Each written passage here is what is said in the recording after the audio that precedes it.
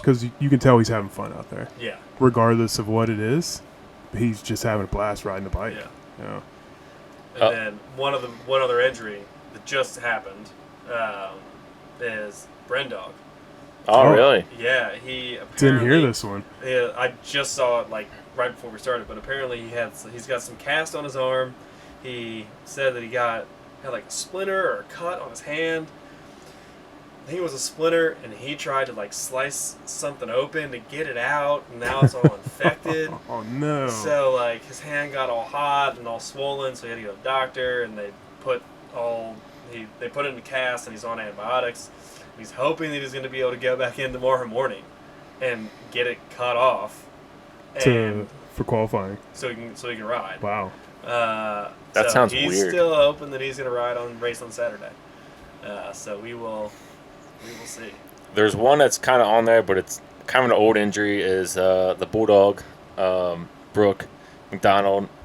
I mean, he did race a little bit last year, but do you think he's still back? I mean, you listen to the other athletes, it doesn't sound like he isn't back. Yeah. Like, everybody else says he's charging, and everybody else says he's flying. And, like, you know, there's certain tendencies of old Volbrook that could have actually maybe slowed him down, just his wild nature. And you have that kind of crash. There's there's no way it doesn't change your riding style in any way. Like, it has to, right? Yeah, like you're gonna come back. I mean, his body is completely physically different than it used to be. Right. So, I wonder if it's like changed his riding style at all.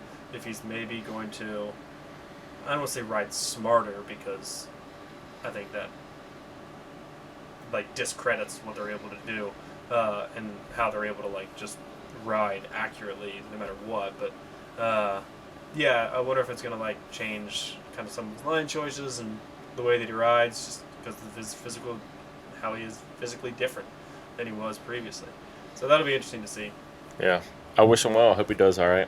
I hope he wins. Oh, I hope he wins like every race. Right? That'd be like the best comeback.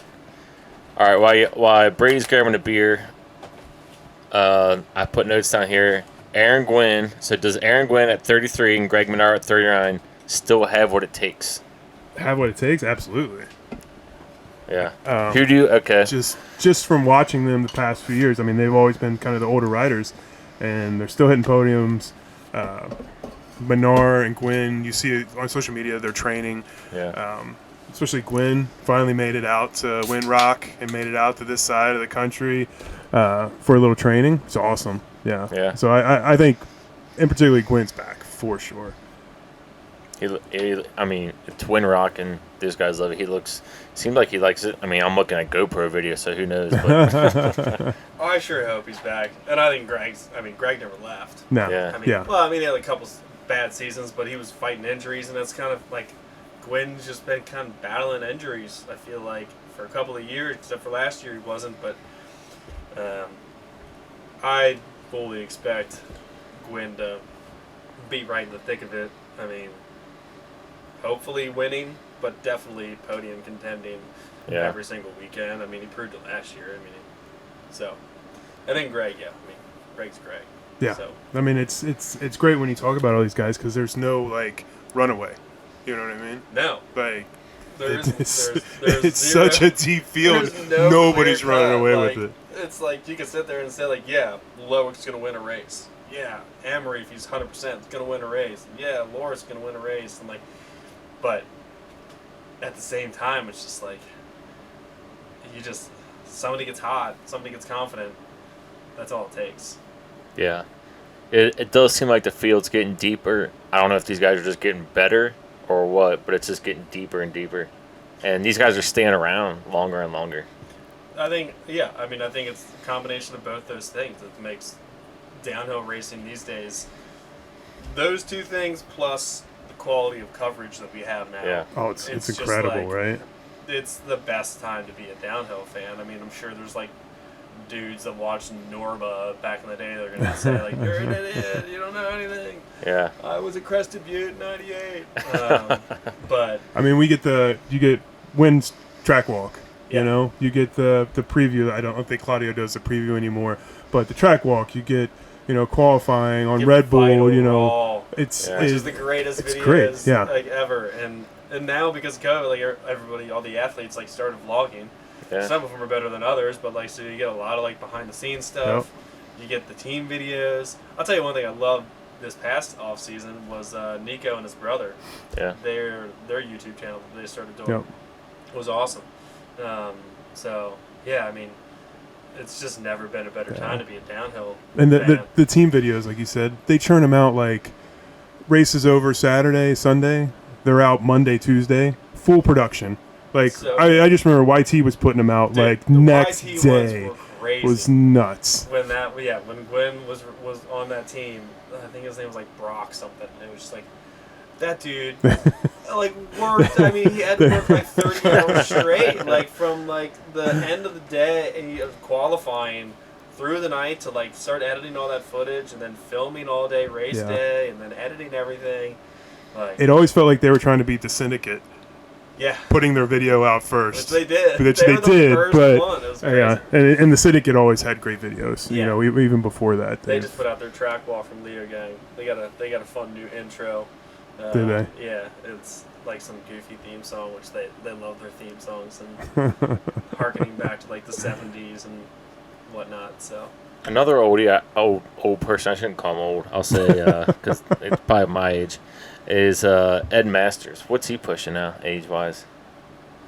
I think Ed's think probably mid 30s. Early 30s, maybe mid 30s. Yeah. I mean, because I know that he turned up late. So I don't know. That would be an interesting fact check. So is he back from his injury? Because he got hurt, beat up pretty bad. He seems like, I watched Kerr's little vlog today, and he seems all right. That's another that whole pivot team's fun to watch. Yeah. You know. I always wish them well, maybe because I have a pivot, I don't know. And I'm always like, yeah. And that's one of the teams where those guys are running EWS, and then they're downhill Walker and Ed you know, Masters both. yeah. Double dip. That's one of the most impressive.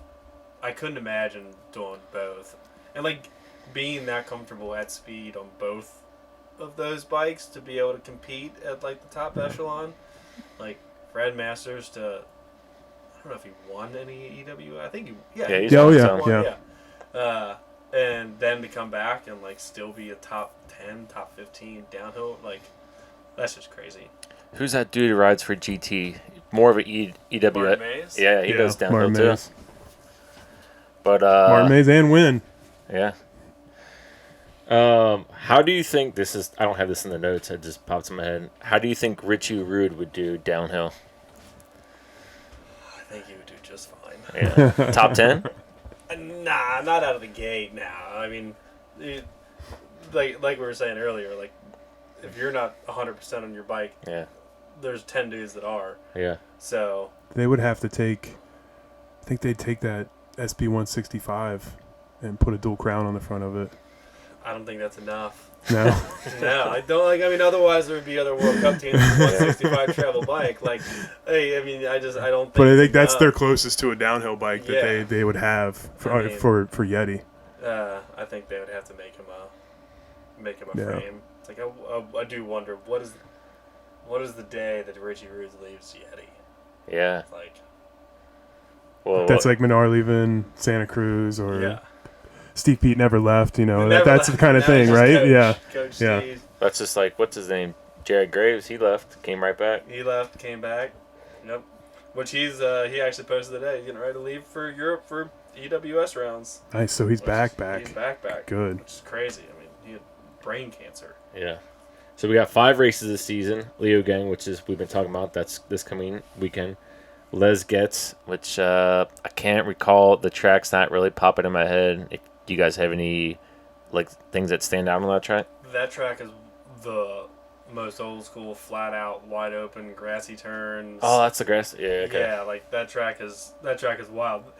Amory Piron's run down that in 2019 that he won was one of the wildest rides. Like That it was just absolutely insane. Somebody's just so pinned the whole time, just on the verge of just total destruction. It's crazy to watch. And I don't go on a tangent on this, but like it's crazy to watch his run and Loris, and Loic's run.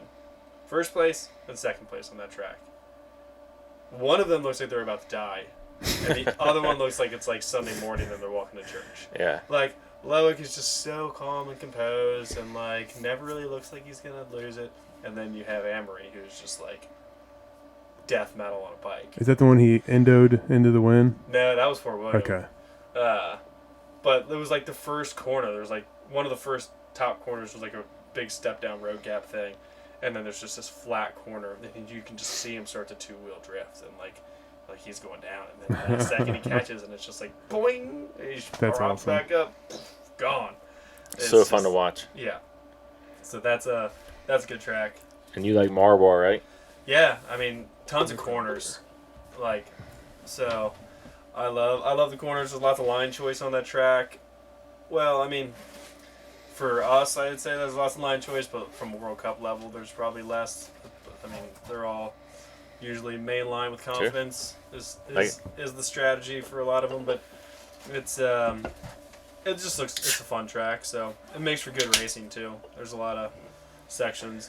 I wouldn't say it's my favorite for filming because the woods are pretty dense, so you don't get as much I feel like coverage as you do at some of the other tracks. But it's still a good track. And then, is it Lesenheim? Lenzerheiden? Yeah. Least favorite track. I have no affinity for that track whatsoever. It's like 2.5 minutes. It's got these janky. I mean, maybe it'll be different this year. But it's just got these janky corners up top, and then like a couple of wooded sections, and then there's like this high speed section with a couple of jumps. I don't know. That track has just never done it for me. What about you? I don't remember that one. To be honest with you. That one's it's just never done it for me. I know, I have to like catch up on look at my tracks here. And then Snowshoe, which we went to in 2019. You know, that was the first time it's been in the States since 2015, if I'm right. Might be a little New York, off. Yeah, right? Wyndham. And then they're already on the schedule for next year, and next year will be like right in the middle of summer. So Snowshoe's good. I mean, obviously, we've all ridden there. We're going to like it. It's in the United States. But if you had to, like, do your best not to be biased because it's the United States, how do you feel of it compared to other ones? I mean, I go off a lot of times rider feedback in those scenarios. And, like, what was fun to see is everybody show up to that track and talk shit about it during track walk. And then everybody rode it. And they were like, all right, this is like a legit track. Yeah, loved it. Like, I do hope that they find a way to, like, spice up some sections. But, like, the sections that I want to see spiced up were also the differentiators, which were some of the flatter rock gardens. Mm-hmm. Where it's like, it's not the most fun thing to watch. And definitely at Snowshoe, it's my least favorite thing to ride. It was like some of those rock garden sections, but I'm doing on a trail bike. But it's, all in all, I mean, it's a challenging track. Yeah. Like, and some of the sections up top were crazy, like the hip and the rock triple double thing. Like, Yeah, are they going to have the big hip jump at the beginning again? I don't know. I mean, they skipped it. They basically it was a everybody straight. decided I it. feel like, though, that's part of it now, right? Because everybody was talking shit. I think, who was it, Brindog or somebody was going to flip it on their race run. Yeah, they all flipped And- it, and yeah. somebody flipped it, and him and Kate Edwards, I think, flipped it in practice. Yeah. And UCI did not enjoy that, from what I heard. They were not huge on them doing that. But yeah, everybody just completely scrubbed the side of it. and I did like the top section. Like, that first jump, I think, was cool, but yeah, everybody kind of went around it. And then there was, like, that flat corner to the right, and then a left-hand flat corner, and then, like, the road gap jump, which was sick. And then there was just, like, this massive natural compression, like, into the next road crossing, which, like, then they had, like, a hard right after that, like, back up into the woods. And that was kind of a cool section to watch. You could really see, like, the bikes working and, you know, the athletes moving. So I enjoyed that top section. And anytime you can get out of the trees, it just makes coverage so good. Right. And, I mean, so that's, I mean, everybody, like, likes to rag on Leogang, but the coverage of Leogang is so good because they cut down all the trees. like, it's just, like, there's so much to see. I like two sections on Snowshoe. One, it's like up top. There's like a rock jump, but then it's almost like a drop because when you jump over it, you're coming on the backside. That was Into the field. Yeah, Yeah. that was good. And then where we were standing, it was crazy. It's hard to it was right underneath the lift or just past it. The wild zone. Is that what it was called? Yeah. Yeah. Yeah, Yep. that section. It's insane. And when you So what you steep. see on TV is, I'm not gonna say it's garbage because I appreciate the coverage, but how much steeper it is in person, it was Have gnarly. you ridden it? No, we didn't ride that section. So, but like, when you ride it, it's like, I rode it, and there's, like, a double rock drop. There's the first rock drop, and then there's the second one. Like, they had the first one roped. Like, you couldn't ride the first one, but you could get into the second one. So we rode it from there down, and you hit that second rock drop, and you're just flying. And it's so steep, and it's just, like, when we rode it, it was, like, a few weeks after the World Cup. I hadn't got a whole lot of traffic, so there's just debris and stuff like all in the middle. So slowing down was impossible. But then there's like this. It doesn't look like there's a left-hander at the bottom, but there's like this left-hander at the bottom that you have to nail because then there's like a full 180 switchback to go back the other way. And yeah, like you watch it and you see them doing it. And then you stand there and you look at it and you're like, that's insane. And then you try and ride it and you're just like, how the hell are they going this fast? yeah, the speeds that they were hitting it at, I mean, it was impressive. Like, it was so fast. Have you watched Daniel Hurt's GoPro, that final run? Mm-hmm. Just insane. And watching Charlie Harrison hit the rock garden, like, I never like looked at like the segment breakdowns, but man, I think if there was a timer on that, he was so fast with that rock garden. He was wild through there. It's a good track. Like I said, it's super hard to ride, and it's not one of those ones that you want to go out and just like session and have fun on. But it's like if you're looking for a World Cup racetrack, then that's what you're looking for. Something that's challenging. Well, Right. it's cool that everybody came out and represented, in the States. I think the riders were surprised at how many people were there. I think UCI was surprised at how many people and how wild it was. And of course, it was the last race of the year.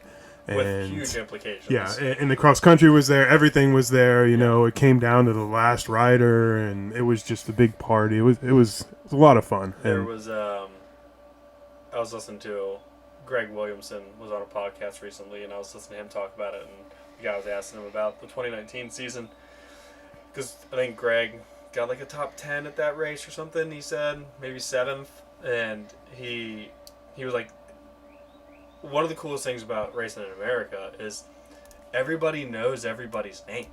He's like, you're going down the track and like some like 6-year-old kid is like screaming go Greg Williamson, and like people are so excited and they know who everybody is. And he made mention to like lens riding. He's like, you go to like Switzerland and like people are just going there because it's an event in town. Yeah. They don't know who these athletes are. They don't know us. Like, sure, there's a lot of people there, but that's just because it's something cool to do. the thing to do in the But, middle like, of nowhere. Yeah. This place, Snowshoe, it was in the middle of nowhere. Like, you had to choose to go there, and you weren't going to just choose to go there for no reason. Like, you needed to be attached to the sport to do it.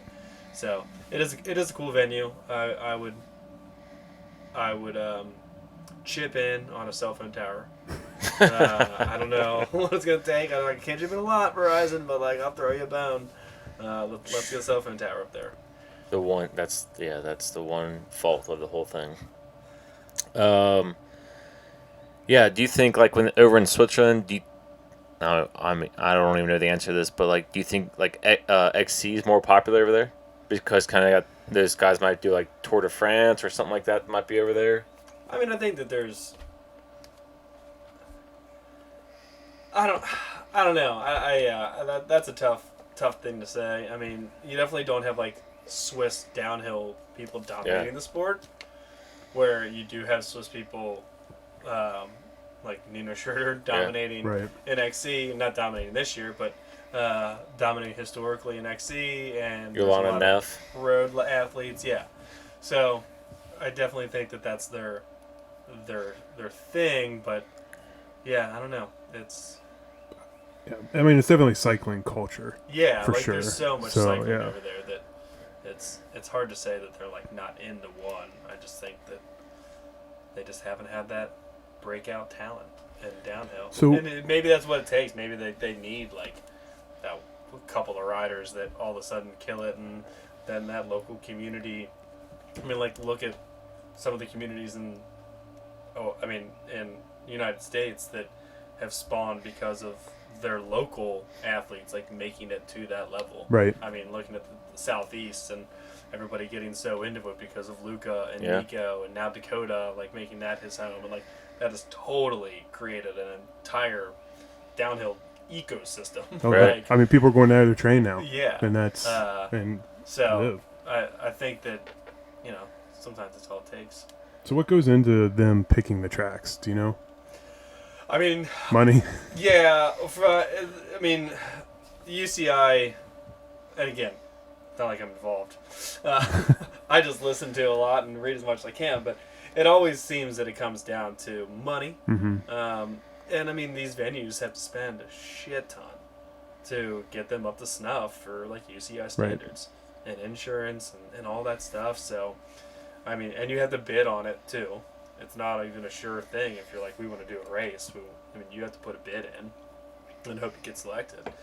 I don't think that there's that much competition for the bids these days. Like, I don't think Snowshoe could get 3 years in a row. Well, I mean, they didn't get 2020, but I don't think they could get 3 out of 4 years if there was a bunch of competition.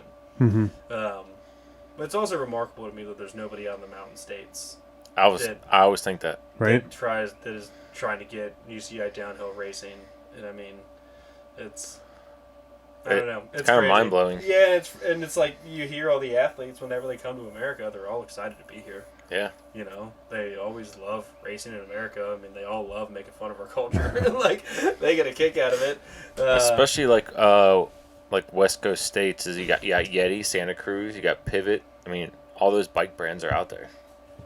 Yeah, I mean, look back in Norba days, and it was just like up and down Colorado, and like Right. it was just like there was tons of racing, tons of athletes. So I don't know. I think part of it is the UCI thinking they're doing the teams a favor by keeping them on a continent. I mean, because if you look at the race setups in Europe versus the race setups in North America, is not on the same level. Oh, like yeah. those dudes, all these companies have their trucks in Europe. Those Yeah. trucks don't like cross the Atlantic. Like, they stay in Europe.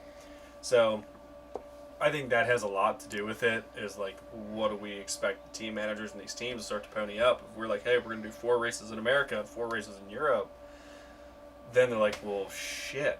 Yeah. Now I need a full setup here in the United States, and we got to spend another $250,000 on a truck and pit setup, and so like can double a team's expense Right. by doing that. So I'm sure that there's a lot that goes into it, but Did you see the size of the Specialized truck? no. Oh my gosh. Is it bigger? It's incredible. I've always like It's incredible. And then when you go to Snowshoe, you're right. They don't bring that stuff over here. No, they and spread they stop at Walmart. They buy some pop-up tents. Some they all had U-Haul vans, and it's just bare bones, which actually is kind of cooler. They Yeah. don't have It the was big. confusing at first. I'm like, this is what they got? what? Yeah. I see these like 42-foot semi trucks. Yeah. Yeah. I've always seen the Mondraker setup has always been one of my favorites. Like, their truck is always sick. I think they have like a jacuzzi tub or something like that. They're like in the setup or on the roof or something. Like, some of these pit setups are just like bonkers. Yeah. And like, even like I said, listening to like Greg Williams' podcast, and he was talking. He got his I don't know what the equivalent of it is in the UK, but he got his essentially CDL license so he could drive their rig around. Because they all have these like sick rig setups, and all of their everything you can imagine is on that truck. So yeah, I think there's a lot that goes into the decision. I'll say this. Anybody listening or watching, if you go to Snowshoe, stick around. That's the last race of the year. These teams are going to dump a bunch of stuff because they don't want to take it back with them. Just keep your eyes out and see. That's what I heard. Just be cautious with the wheels. Yeah, yes. Just remember that does happen. All right, so what's your all's predictions for Leogang? And since, in case you also don't know, if you don't know, UCI does a 5-person podium, so you have to do 5 people. Leogang. I'm gonna say. Are we starting from winner or are we starting from 5? I don't know. I feel like I need to name 5 first and then sort of. I'm gonna go Gwen 5th. Okay. I'm gonna go. I feel like I should write this down. I'm gonna go Finn 4th. Ooh. We didn't even mention him. I'm gonna go Greg 3rd. Greg Menard? Yep. Okay. Loic 2nd. Loris 1st. That's close to what I have. Really? Yeah. So my top 5. I'm gonna do Finn 5th, Wow. Yeah. Bruni 4th. I got Charlie Harrison in there 3rd. Loris 2nd, and then the old Gwinner pulling it out. Oh, we got Glenny pulling it. Yeah. I could see Charlie making his way into that because I don't think there's that many huge differences between like the type of dirt at Windrock and he's been to Windrock a lot this winter from what I've seen. So I think there's some similarities in like the types of terrain and obstacles between Windrock and Leogang. It's all about like carrying speed and like high rate of speed the whole time, not super technical hard sections. So I can definitely see him being really comfortable and yeah. All right. I'll go Perion first. Yeah. Comeback. Yeah. Verge 2nd. Luic 3rd. And Gwyn. And then, I don't know. I got a little. I'm going to go Lucas Shaw. Oh, so you're going French, American. American. Yeah. I mean, it was tough. I was writing down top 5, and I was looking at the riders, and I'm like, this is nuts. Well, it's like anytime I name a top 5 and I don't say Troy Brosnan, I'm like, oh my God, we didn't even mention Troy. I mentioned that's I mean, the thing. he's always there. It's just, I mean, last year was not a great season for him. The short season, I don't even know. I honestly don't know if he podiumed in like a top 5. any. You think that would be easy? It's not. There's so many dudes. Let's see. Did Troy podium anything last year? I mean, last year was his first year. I think somebody said in 7 years that he was not in the top. He podiumed. He got 5th in Maribor round 2. That was his only top 5 Last year. Yeah, and I think it was. I think I heard that it was like 7 years since. Almost every year since he's been an elite athlete, he's finished inside the top 3 overall at the end of the year. Oh, wow. Yeah. Like, it's crazy. So, yeah, anytime you don't say Troy Brosnan, you're like... He's kind of quiet somewhat on social media. Like, I don't know. I just never... You just kind of forget about him. He's kind of like, almost like an assassin a little bit. He's a hoot, man. He was one of those riders, like, I wasn't like, I didn't love him or hate him. Like, he was like a very talented rider. And then they started doing, I don't know if Canyon started doing videos or if he just was in so many other videos. He's just a funny dude. Yeah. Like, and he's always giving their junior shit. Like, him and Mark Wallace, which, I mean, Mark's a top 10 rider. I mean, he's the number 1. Well, him and Loic, Finn for Canadians. But they're always just giving each other shit, and they're just funny. He's a funny dude. Do you guys want to do season predictions? I don't know if I could do top 5 season predictions. Let's do top 3. Or you can just go give me your overall. What do you think? Overall winner? Yeah. I feel like I need one race under my belt. That's before, tough. Okay. All right. Yeah. Since this is a preview. But no, I mean, I'll do it. All right. Yeah, we can always change. I feel like How about this? After Leogang this weekend, That's the one that counts. All right. So give me now, and then we'll recap. We'll see how fucking wrong.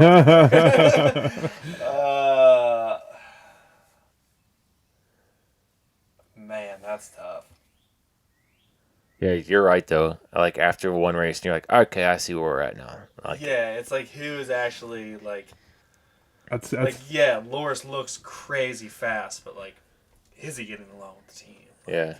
Is the bike working right? Like, I mean, he changed every single part: tires, suspension, brakes, frame, obviously. Like, so I don't know.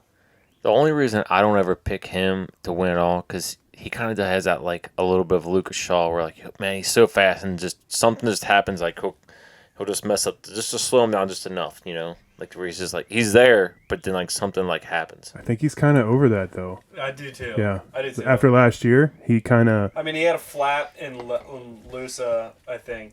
Yeah, in the either the third or fourth round. And had he not done that, he would have won the overall. Like, so I think he's yeah. I don't know if I can rank him, but I would say Loris is going to be top 3. And then I just like Loic. The Frenchies.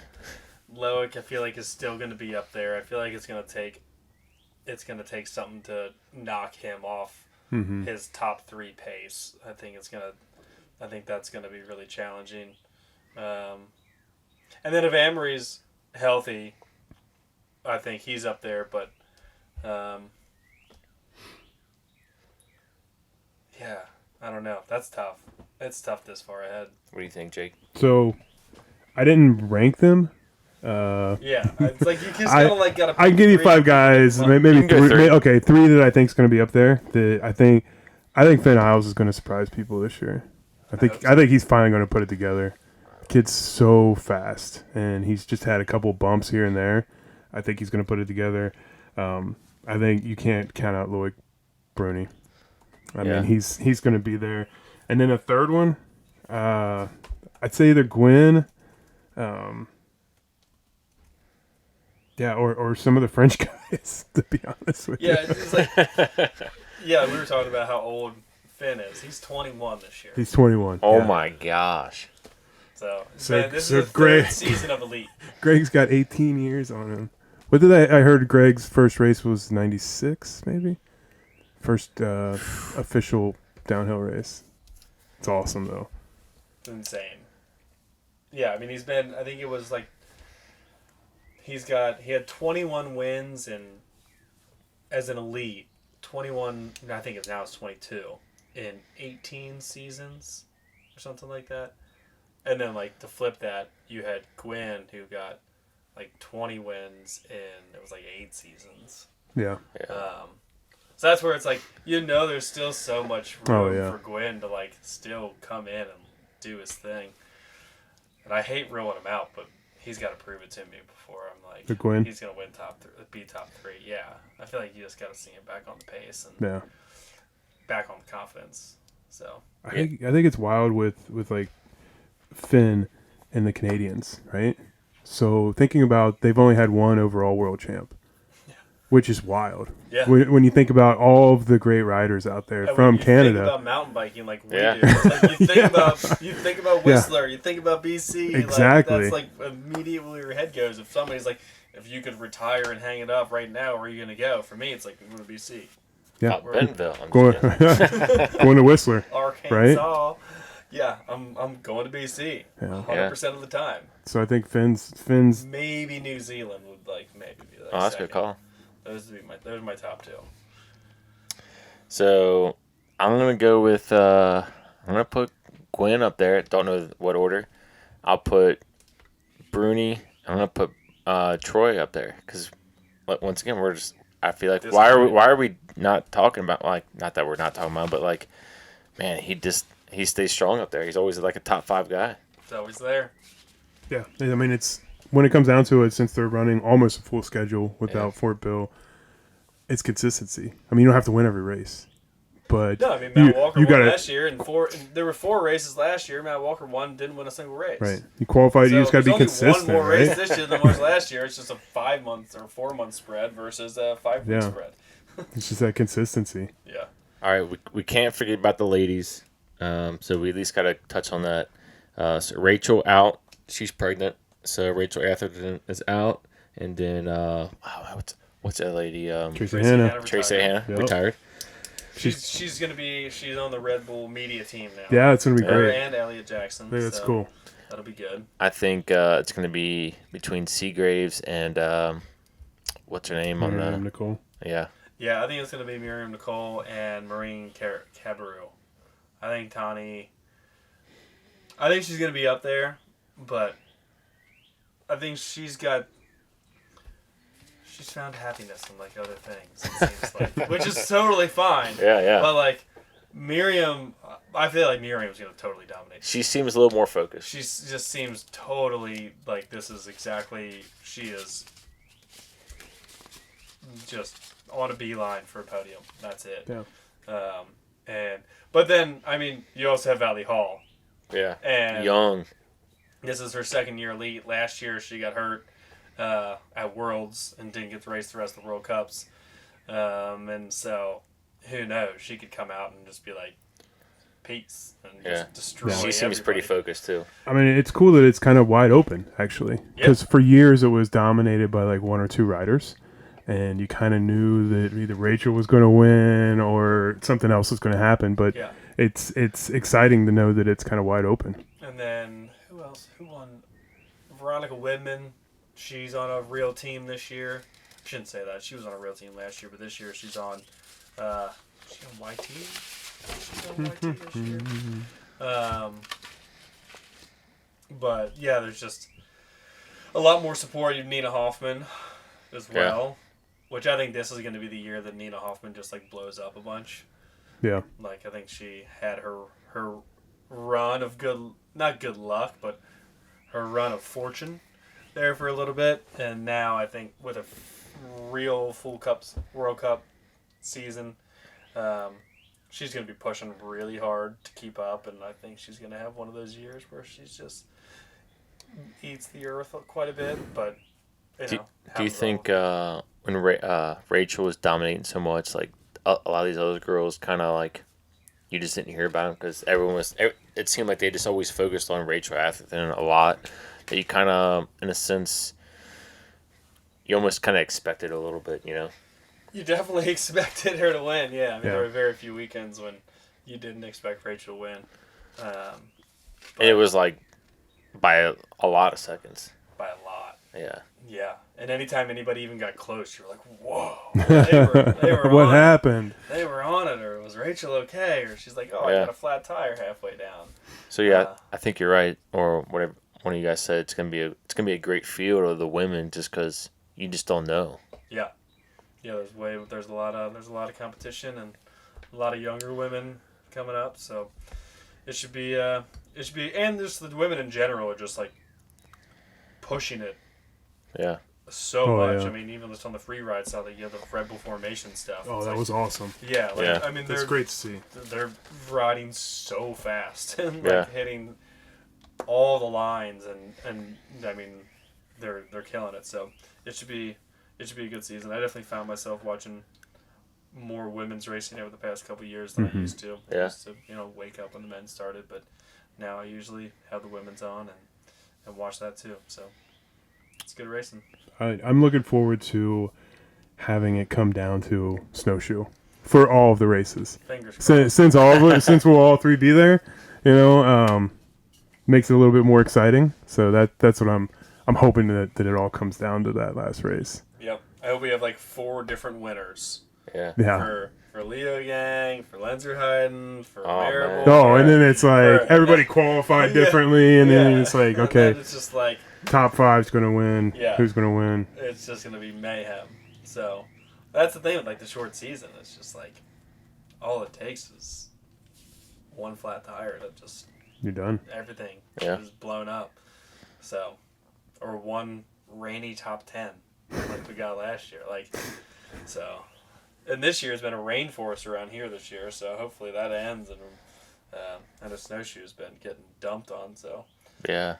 hopefully So, with good weather. well, Brady's off the snowshoe, which he's going to go prep the track for us. I'll do a track walk. There you go. And we're going to try to get together if we can. Hopefully, maybe, I don't know, maybe we can try to do one more before I head out.